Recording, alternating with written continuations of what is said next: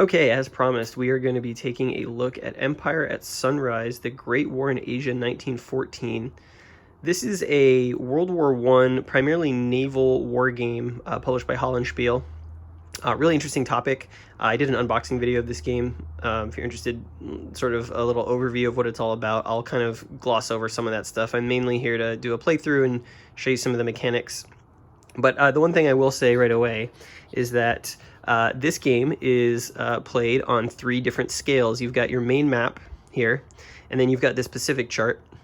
So I'll go over briefly kind of an overview of what the game, what the objectives are, and you know, right before we launch into turn 1, sort of what some strategic thinking might be. So to start with, the rules are pretty simple. They're only about 10, 11 pages. This is the entirety of the Pacific Ocean. You can see that naval and land units move from zone to zone here.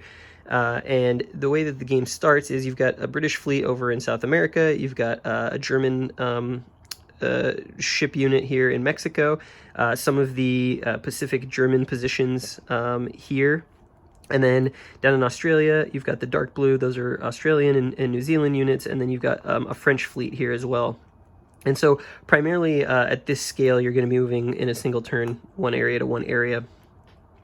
The Australian, New Zealand units, they're going to want to take control of these German islands and take out those Police-Truppe units. I don't speak German, so I apologize if I got that wrong. But what's cool is that units from this map can move here, and that's this map here. So here you've got the Southwestern Pacific as it was in 1914. The Germans control this line of islands, this archipelago here. Locations you may be familiar with if you're a World War II naval gamer. There's a German fleet here. And then obviously you've got British India, Hong Kong, some British units there as well. And then up here you've got the Japanese, who in 1914 allied with the British and the Entente powers. They've got a huge stack. This is actually naval units and land units. There's a cavalry, the land units are behind, and then there's land units here, and some really big battleships in this port hex here. And they are not going to be able to move until turn 3. So primarily in the early turns, the Germans are going to kind of have their way with the area. And what they're going to want to do, so, well, I'll explain the victory points in a second. You've also got a Russian unit up here that's on the part of the Anglo-Japanese alliance. And then this hex here, Tsingtao, is actually this whole map inset here. And this is played at an even different scale. And this is where a majority of the German land forces are going to be. There's some artillery, there's a sort of an advanced party here, but units can actually move between these 3 maps. So anytime a unit moves here, they come on here, or they can move off of this map and come out here. And the movement rates are a little different based on which map you're playing on. Units can also be transported by sea if they're part of the Anglo-Japanese alliance, and so there's going to be a lot of amphibious assaults happening. Ultimately, the game is won by points, and here's the victory point track. The German player is the only one who tracked victory points, and they get points for essentially destroying naval units, destroying land units, when they do commerce raiding, and then there's a couple other things that they can score points for based on specific units that may or may not enter the game later on. But so they are going to want to be doing a lot of that. Now, the one point here that I want to, the point that they can earn that's commerce rating, when a German naval unit moves south of the Tropic of Cancer, they can spend movement points to try and raid, you know, commerce, Dutch commerce, British commerce, French, Indo-Chinese commerce. And when they do that, they score points. They can do that once a turn. They can get 1 point a turn. And so part of the game is going to be the Anglo-Japanese alliance stopping the German fleets from doing that, hopefully. But then the other part of the game is the way that the Anglo-Japanese alliance can take away points. So, and it's all based around area control. So if the Anglo-Japanese alliance can conquer these islands, if they can conquer, you know, these holdings in the Pacific, but most importantly, if they can conquer the city of Tsingtao, which is under here, they're going to take points away from the German player. And ultimately, the game is trying to end with Germany having points, because if they don't, then the Anglo-Japanese alliance will win. So it's kind of a mixed theater game, and kind of asymmetric, whereas the German player is going to want engagements, and they have the good units to do it. You can see a naval unit here. The factors, or the combat strength here, are represented in these 3 values. You've got your firepower rating, you've got your essentially it's called resilience, but it's essentially your defense and your movement. Now, unlike most war games, there's no combat results table in this game, and what's going to happen is when you get into a battle, you choose a unit in the enemy stack for each unit to fire at. The first number for naval units, the firepower value, that is the order in which they go. So almost like a block game, it's sort of their initiative. So the higher this number, the earlier they get to shoot. And what you're trying to do when you target a unit is roll higher than their resilience number. So bigger numbers here are better. So as you can see, it's really tough to hit these cruisers because you need to roll a 9 or higher on 2d6. But the 3 here, they get to shoot first. So pretty interesting. Kind of plays out like I imagine like a block game. We'll see as we get going. And then on the land unit side, so you've got some artillery units here. There's an artillery bombardment phase in combat. These units are also in these readouts, so this red one in the city and these white ones here, these provide extra defense. It actually turns their resilience value into a 10, which makes them harder to hit, but you can use siege artillery to destroy those. And then, it's the same on land units. You've got your firepower, your resilience, your movement capability. And as you can see, these are stationary naval artillery units, so they can't move. But up here, with like this infantry unit, it's a 2-step unit. When it fires, in land combat, you actually add the firepower of the unit to your die roll. So it's a little bit different, but pretty similar. You target an enemy unit and then roll against it. And then the one thing I also want to point out here is that there are these. The city of Tsingtao is actually mined navally. So all these gray stars on the map. Anytime a Japanese or English allied unit moves into here, they have to roll to see if they get blown up by the mines. So you're unlikely to see necessarily a amphibious assault right into the city, although that may be something that we consider as we play. And that's essentially the game, and we go through kind of alternating turns of movement and combat. You can intercept navally. Intercepting range is pretty high. Obviously, the Japanese have tons of naval units. In fact, some really good ones here, battleships and so forth. And so, what are they going to do? Are they going to transport infantry to take control of Tsingtao? Well, they're going to have to at some point. They've got some British help down here, and the Germans are going to want to. They're probably going to want to bring their naval forces together. They're probably, they don't have a ton, but there is some import over here, and so it's going to be kind of a game of a duel, really, to see if the Germans can kill enough units before the British and the Japanese are able to take control of some of these key locations before the end of the game. The game is 19 turns long, but it looks like it plays pretty quickly, so that's kind of an overview. And I guess we'll get into turn 1 and see where we get to. Okay, so after the first turn of the game for each side, you can see some of the movement that's occurred here. The British have set sail from South America. They're going to head over and reinforce the Pacific. Germans have left Mexico. They're on their way to also beef up the naval forces over here.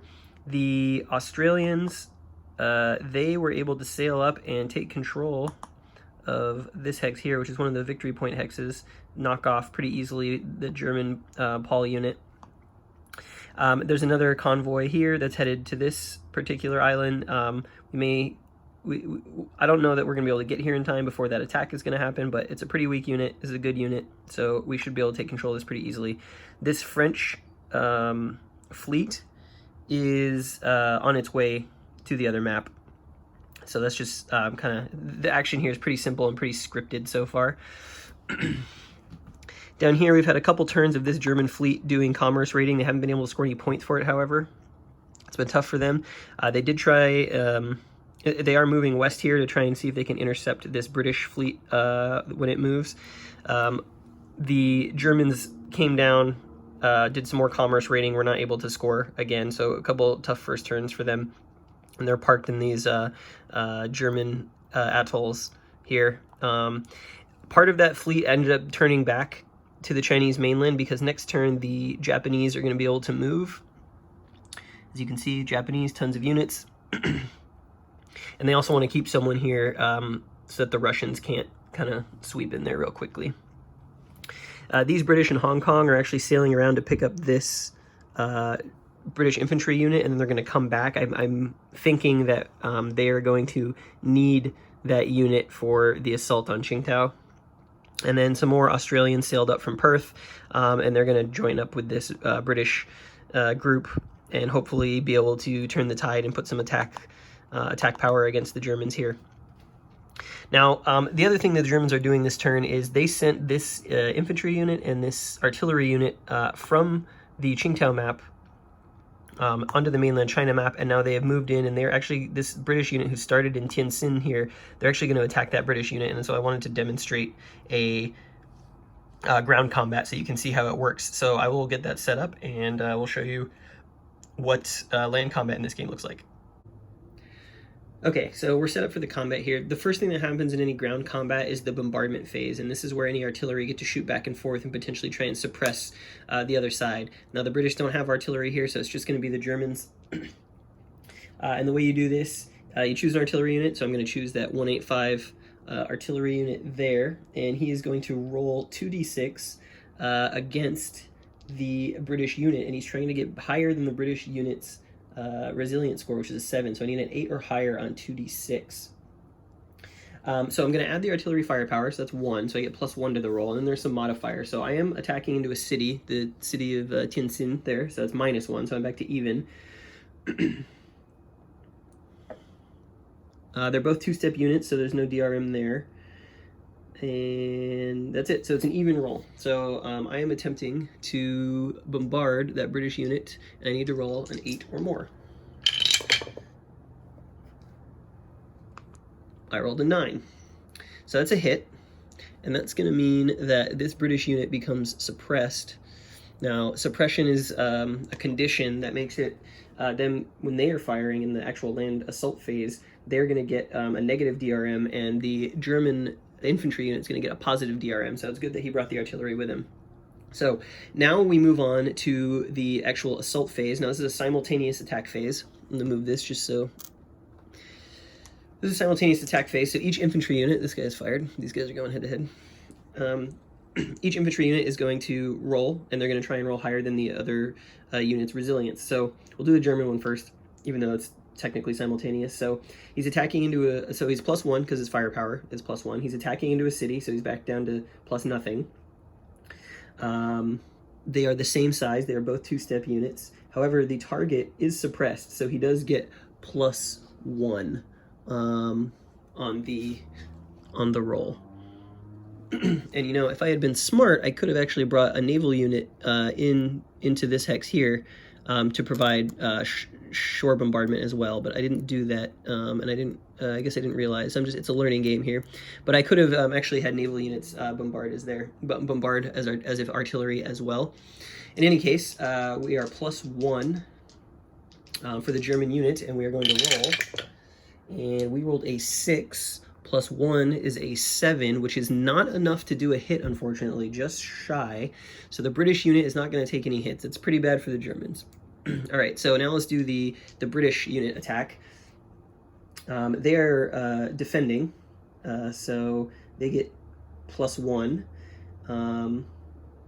He's also got +2 because of his firepower, so he's +3.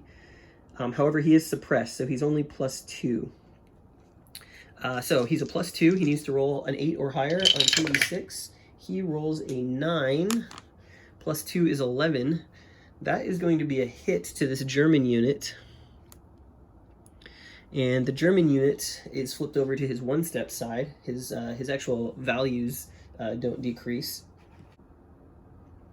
So because we're playing on the APM map, the Asia Pacific map, there actually are no retreats out of combat. Normally you would check to see the side that lost more steps would be forced to check a retreat by rolling against their resilience and then potentially move a hex. But because these hexes are so large, there's not going to be any sort of forced retreat. So both units are going to stay coexisting in that space for the remainder of the turn. And the British unit will stay suppressed until the end of the turn. So it's likely there will not be a counterattack, although we'll have to evaluate that on the Anglo-Japanese turn. So as luck would have it, literally the very next thing that I started to do on this turn was start to move the Anglo-Japanese alliance units.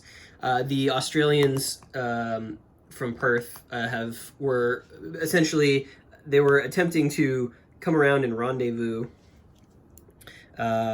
somewhere in here with this group, this pre-dreadnought era battleship.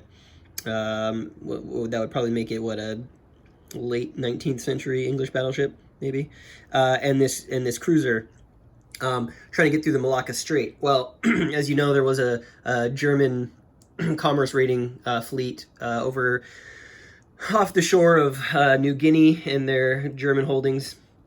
So they ended up making a naval interception as this. So as the British came down here, they ended the last turn somewhere in this area. Then they tried to come down and move through the Straits of Malacca. Well, on this map and the Tsingtao inset map, naval interception can happen at any range, and whether or not your interception is successful is a function of how many units are between the interceptor and the intercepted. So when the British started moving, there was a range of 5, and to intercept in this game, you're rolling 2d6, trying to get 10 or less. The Germans rolled way higher than that, but the other rule about this game is that you can intercept in each individual hex that a naval unit is moving. So if you fail in one hex, you can continue failing. Or excuse me, you can continue trying. Or continue failing, if you're like me with dice.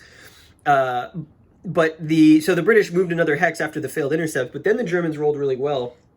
And at a range of 6 or 7, I think 7 hexes, they were able to roll low enough that I think they intercepted on a total of 9. Their dice were modified by the distance, but then they also have faster ships, as you can see here, than the slowest ship in this stack.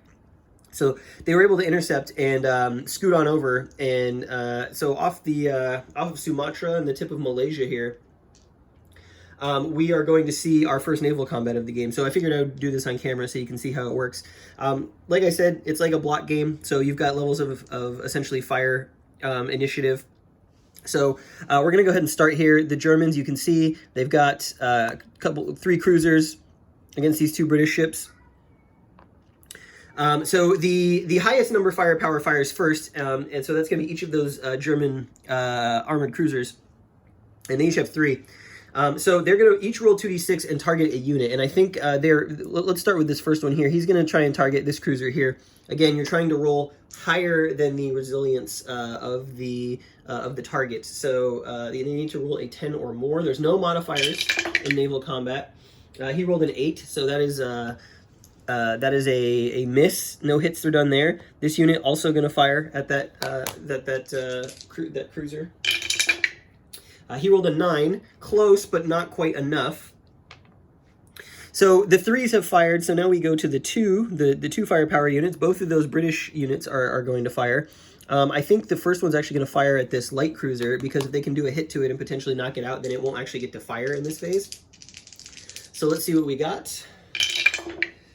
Okay, so this is a great example. This is actually could not have worked out better. Okay, so we rolled a 10. That is higher than 8. And that means it's going to be a hit. But because we rolled doubles, that's actually going to be 2 hits. So I think that's actually going to destroy that cruiser. 1, yep, and 2. And we're going to eliminate the Nuremberg with a critical hit there from the British. So that's actually pretty big. The other British pre-dreadnought ship is going to fire, let's say, fire at the Scharnhorst, which is the bottom German unit there. Needs a 10 or better. Rolled an 8. That is not going to do it. So the first round of combat is over. Now, either side, starting with the attacker, may choose to have a second round.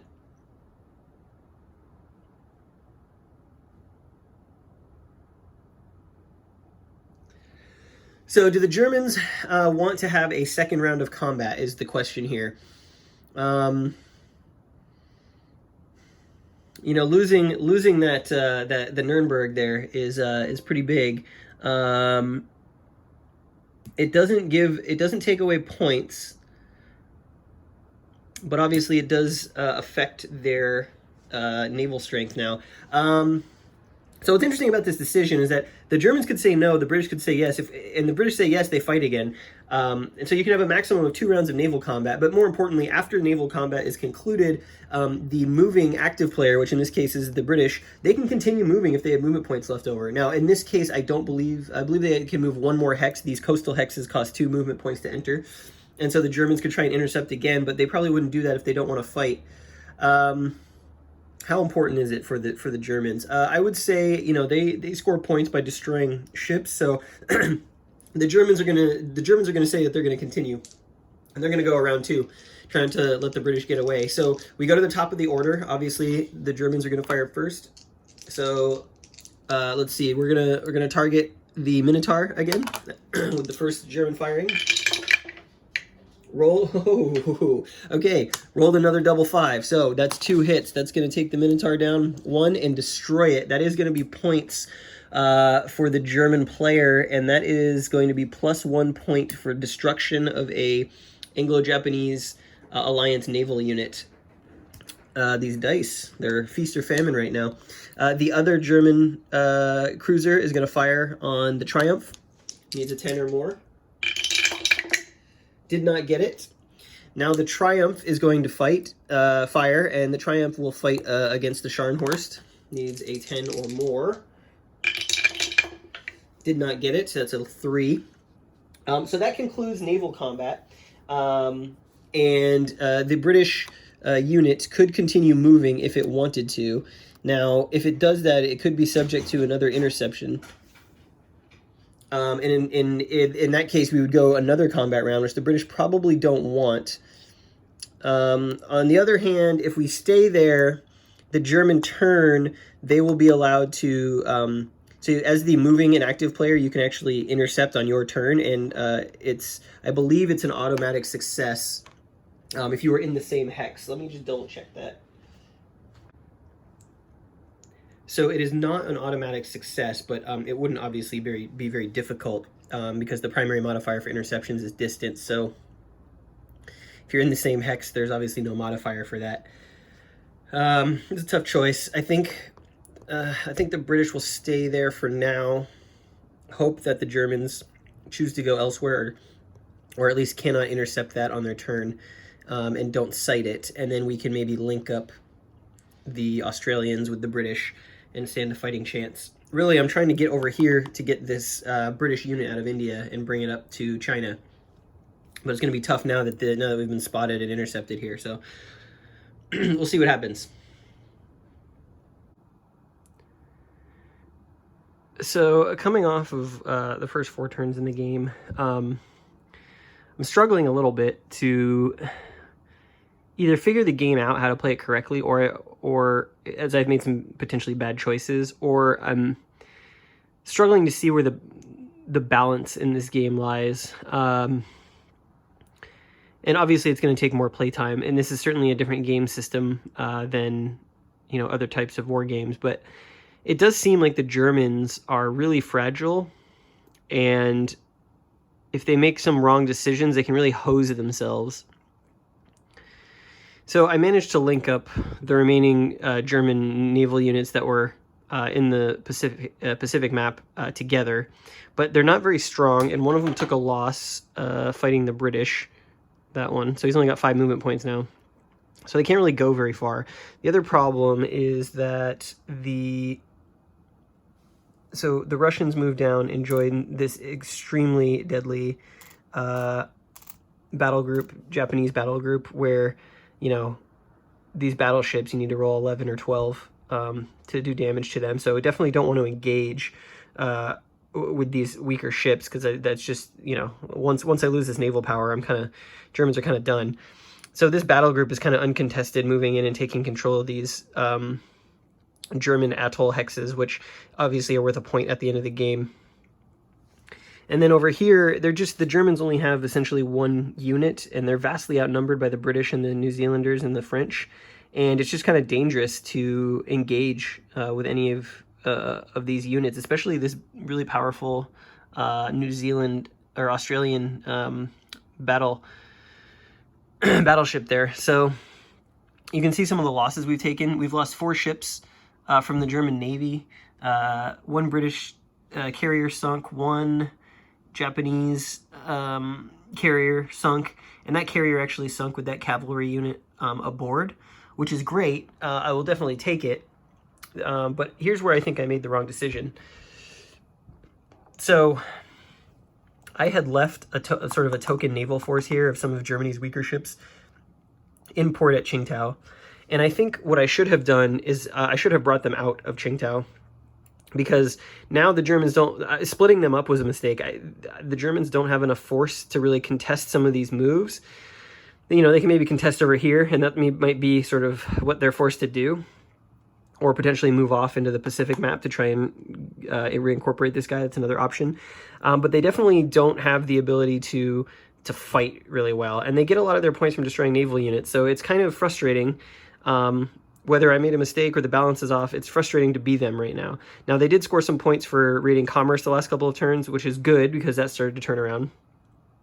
But leaving the 3 ships in here that I did just basically left them sitting ducks. The Japanese have a massive... Here's that Task Force 1. They just have a massive fleet right now. 8 ships here, and they basically moved in unopposed. They made a landing. They dropped off their army units with an amphibious assault. They were intercepted, and the naval artillery did fire, but they weren't able to do really much damage other than sinking that one ship with the cavalry on it. And so now this is going to become a land battle for the city, and the Germans are way out of position up here. Thankfully, they go first. They're going to be able to move down. They might launch an attack because these Japanese units aren't particularly weak, although they are 3-step units, so it's going to take a lot of hits. But I'm concerned now that there's really no way to come back from this. As long as this naval group is in here, there's no way I'm going to come in with what the Germans have left to try and to contest that. Now, that may be the way the game is designed, possibly. But, if stuff goes wrong down here, like if these guys get intercepted by this Australian and British group, which, good ships, 9 defense, the game is essentially over, and we're only in turn 5. So I think I have to think about this game a little differently, and some of the strategies that need to be employed. I can't really decide what to do with these guys now. The closer this battle group gets down to this German fleet, the more dangerous it's going to be to really do anything for fear of getting intercepted. So I may start moving them south, bring them off onto the Pacific map, maybe try and rack up some losses out here, and hope that the ground units up in Tsingtao can hold, and then maybe come back later and try and do something. So if you've played this game, let me know your thoughts about some of the strategic considerations for each side. It seems like the Germans have to be pretty careful about what they do, and that those first 3 turns when the Japanese can't really move are sort of the most important turns to get things done. So any helpful advice you might have would be great. Obviously, I think with multiple plays, I would kind of get into sort of a clear picture of what you're quote-unquote supposed to do. But we're going to try and do our best with what we've got, and hopefully the dice will be with me. Okay, so we've played 7 turns now. Basically, the German Navy has been soundly defeated. I'm not... I must be missing something here, but I'm not quite sure I like the naval combat system. What ends up happening, and I don't know that I like the model, so what ends up happening is you get into a naval combat. The firepower doesn't mean anything in terms of how effective your guns are. Ostensibly, the way the combat is resolved is everyone's boats have the exact same guns. It ends up playing out, and only the defense really matters. So if you have a high defense, it's like almost impossible to hit. But because every roll is just a flat 2d6, there's really no advantage. It really just comes down to luck and back and forth. And ultimately what's happened here is the Germans, even though they had more ships, the dice went against them. They were never able to roll any real significant hits against these Australians or the British. Meanwhile, the Anglo-Japanese units had really amazing dice and luck and wiped out this entire remaining stack, which doesn't feel... It feels gamey, and feels random. Like, there's no interesting decisions to make.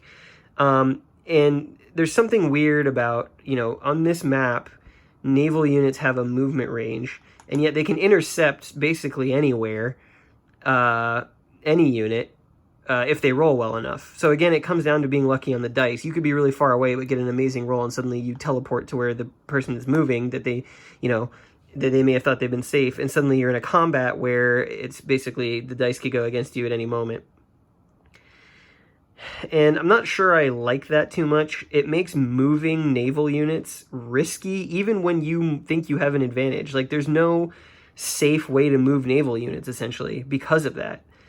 And then on top of that, once these battleships can start moving, they have 10s and 11s on their defense. You would never engage them. The Germans would never, ever want to do anything that would put them in danger of engaging them. And so what ends up happening is this stack essentially can just push. They'll move around, and the Germans will run away from them because they don't want to be in interception range. Because they intercepted, it's basically over.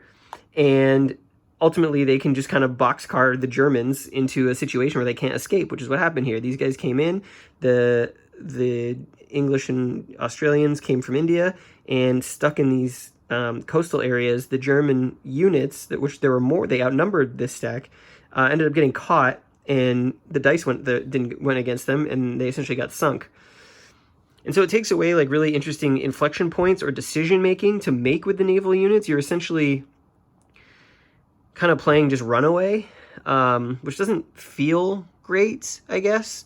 And plus the Anglo-Japanese alliance has so many naval units here and here and here especially, that it never makes sense for the Germans to try and engage. And ultimately, there's really no way to defend these archipelago hexes, which are victory points. I don't see any situation in which the Germans are able to prevent the Japanese from taking these, because once they're taken, the Germans can't take them back. They're like permanently controlled based on what the rules say, the way that I read the rules. So,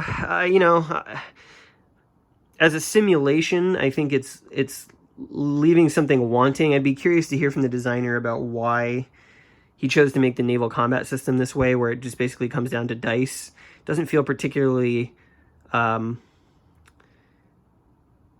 thematic, I guess you could say. And then the other thing that I'm sort of not a fan of as this is playing out over here is, the Germans start with one naval unit here versus all of this, and if they don't move, the English can just come up from South America and basically destroy them with this stack eventually. And if not, certainly the Australians or the French will get them. But you get points for having naval units here at the end of the game. And I just don't see a way that the Germans can do that short of taking all of their naval units from this map and moving it into the Pacific. In which case, you're giving up the ability to score commerce rating points here, which seems like a huge detriment, because there's no guarantee you can make it all the way across without taking losses, but maybe that's what you're supposed to do. You're supposed to make a jailbreak for South America by the end of the game. At this point, the German player has no more agency. All of their ships have been destroyed, with the exception of this one, which is going to be destroyed shortly anyways. There's really nowhere for this to go. Even if he escapes, this trap closing in on him, what's he going to do? Face off against these Japanese battleships? No, he's going to go down. And so really all that's left is this ground war for Tsingtao. And there's not... This should be gone. Let me take that away. There's no real counterattack potential here because the Japanese outnumber the Germans. Basically, there's one infantry unit there and a bunch of artillery. Now, they are in a fortified area, so, potentially they could take losses as the Japanese attack. And in fact, that's what happened last turn. You'll see that the English infantry there that started the game in Tientsin was eliminated. But the Germans have been taking infantry losses as well. And so as the game goes along, the Germans just kind of have less and less agency over what they can do. And there's just a lack of really meaningful decisions to make with them, it feels like. Which is weird, it's just strange. It makes this feel much more like a game than it does a sort of historical simulation, which I'll be honest is a little bit disappointing. So we just finished turn 7. We're going to go into turn 8 now. The game actually moves pretty quick at a quick clip, so thankfully it's not a super huge time investment. We'll see what happens. It's looking like probably the end of the game. Like there'd be no reason to keep playing. beyond the next turn or two. But we'll see what happens, and I'll come back and give sort of the rest of my final thoughts. All right, we're at the end of turn 11. A lot of assaults going on up in here against these fortified positions. The siege artillery unlimbered and was able to knock out the fortified spots in those hexes, and the only thing really in there now is naval artillery. So it should be pretty easy to take out. The Japanese have been taking a lot of losses fighting these particular engagements, which is not good, actually. So I may have spoken a little too soon in the last bit about the balance, and I'll explain that in a second. The Japanese battleship group moved into this map and took up a position here across the bay. So if they go any further, they're going to have to potentially roll for mine damage, which they don't want to do, but it would be helpful to have them in one of these hexes, especially Tsingtao. If they can get to Tsingtao, that will let them shore bombard when an attack happens.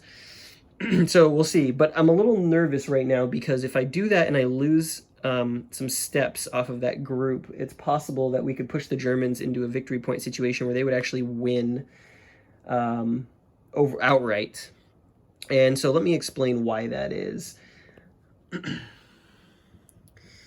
update over here. The trap has been closed on this German carrier unit, the Leipzig. It did actually manage to fight off the Australians and do a step loss there. They kind of exchanged fire and damaged each other.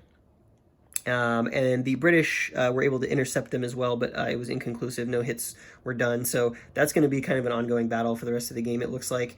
The Germans will consider themselves, well, actually, they would love it if they can destroy that Australian cruiser, or that Australian battle cruiser, because that would give them another point. And speaking of, here are the lost piles. You can see the Germans have basically, there's not a lot left on the map for them right now, but they've done a lot of damage. They've actually killed 3 Japanese infantry units, 2 ships, and that British infantry unit, plus the 2 commerce raiding that they did near the beginning of the game, and that actually has them up at 14 points, which is important because at the end of the game, you're going to subtract from the German score control from the Anglo-Japanese alliance. And you can see here that the total that the Anglo-Japanese alliance can actually subtract from the German score is 15 points. If the Germans can get to 16 points, nothing else that happens in the game will allow the Anglo-Japanese alliance to win, because Germany has to finish with at least 0 or higher victory points. So we're in kind of a tight situation. Now, I know it looks bad, and I know that I was complaining about the naval combat and sort of what's happened to the Germans here, taking away their player agency. But as I have gone a couple more turns, I have realized that the balance of the game is actually in the victory conditions. This is one of those games where one side is going to take a lot of losses. They're going to get hammered on the map, and it's going to feel like they're losing. But in reality, the Germans are actually closer to victory than the Allies are right now, which is really interesting considering the amount of casualties that have been done. So the scoring is skewed heavily towards the Germans, and losing units for the Germans actually doesn't matter that much because they just want to do damage to the Anglo-Japanese units. And the amount of potential points that are in these infantry units for the Japanese is a lot, because it's 1 point per step. So sinking that cavalry unit on the Tonmog, or Tonmog, I guess, was actually worth 4 points, sinking the ship plus the 3 cavalry steps on there. So that was actually a big deal, and it didn't really feel like it at the time, because I think the Germans lost 2 ships in that battle, but it turns out that it was pretty huge. There's another game that I actually really like that has kind of a, I'll call it an unbalanced victory situation, and that's Red Winter, if you've ever played that game from GMT. The Finns in that game are so hopelessly outgunned by the Soviets, and their only job is to slow them down. But the way that victory points are allocated in that game, the Finns can lose a bunch of units in that game, but as long as they hold some key locations, they can actually win. And it doesn't feel like a win, but based on the way that those victory conditions are sketched out, you know, by the rules of the game, they could win. And this game has a very similar thing. So while it may not feel good for the Germans to not be able to do much anymore, as long as they can keep doing losses, as long as the dice, they can get some hits here a little bit. I mean, they really only need to kill 2 more things, and then the Germans will have won. So coming at it from the other angle, the Anglo-Japanese, I think, have to be really careful about how they engage, when they engage. And, while I still don't enjoy necessarily the naval combat dice rolling system, because it is so swingy, it's risky for the Anglo-Japanese to engage in naval combat for fear of losing their ships. And it's even more risky for them to engage in land combat because, they lose a unit and suddenly that's 3 points to the Germans, which is, like 20% of the points that they need to win the game. So I think there's something here. I'm definitely going to have to play this game again. But there's something here about how aggressive I was with the amphibious landings here. Maybe that wasn't the best strategy. Maybe I should have been a little more conservative and slower with the Anglo-Japanese. That might make this a little bit more, a little bit less tenuous for them. But we're going to continue on and see what can happen here. I think the next time I update you will be at the end of the game, and I will share, share final thoughts. Okay, so the game is over. The Anglo-Japanese ended up taking Tsingtao on the second to last turn, which is a subtraction of 5 points on the final score. No more German units left. Literally every German unit is dead. All the ground units, all the artillery, all the naval units. There are no more Germans in the Pacific in December 1914. And ultimately what that means is that the final score to the game is 0. The Germans had 15 points. The reduction for area control by the Anglo-Japanese also was 15. In order to win, the Anglo-Japanese need to have put the Germans negative. And you can see here that despite the fact that every German unit is dead, every ship, every ground unit, every artillery piece, with a score of 0, the Germans win. Frankly, I find that very weird. That's a very weird way to balance a game. It doesn't feel particularly correct. I guess we're judging victory here based on the Anglo-Japanese not taking so many losses, booting the Germans out of the Pacific. But in terms of just like player feel, it's bizarre. I don't hate the game. Once I kind of understood the sort of victory balancing, like I talked about, it became interesting. But I don't know. This is one that I would have to play face-to-face with someone. I'm going to try and do that this weekend. I think face-to-face might be a little more interesting. But even still, I think as the German player, you're basically looking at a game that is increasingly unsatisfying as you go through because you start to lose your agency. So that said, I do find the topic interesting. I do find the map scale design interesting. I think maybe I would have preferred a combat results table, a more traditional approach to combat for this. This does, the combat system here feels similar to another John Gorkowski game, which was the Red Poppies campaigns, which is a tactical World War I game that I'm also kind of like middling on. Like I like some parts of it, but I don't like other parts of it. And I mostly don't like the combat system in that game. And it's very similar to this game. So there's just, I don't know, there's just something about dice differential combat that it never feels, it always feels kind of deterministic in some ways, but it also feels completely random in others. And it just, I don't know. I'll have to think about how to articulate that better. But either way, as far as being a part of the Hollandspiele portfolio, this is definitely the kind of game that I would expect them to publish. And I'm certainly going to keep it, and I'm certainly going to play it again. This is definitely also a game that I could see trying to get someone into war games with, someone who comes from a more Ameritrash or more casual board game background, who, because of the way the mechanics are very simple, and the battle system has no like charts you have to consult, it could be good there. But it does feel a little gamey, and I think it needs more plays for me to really come to a consensus on it. But for the time being, I'm going to keep it, add it to my other Hollandspiele games that I own.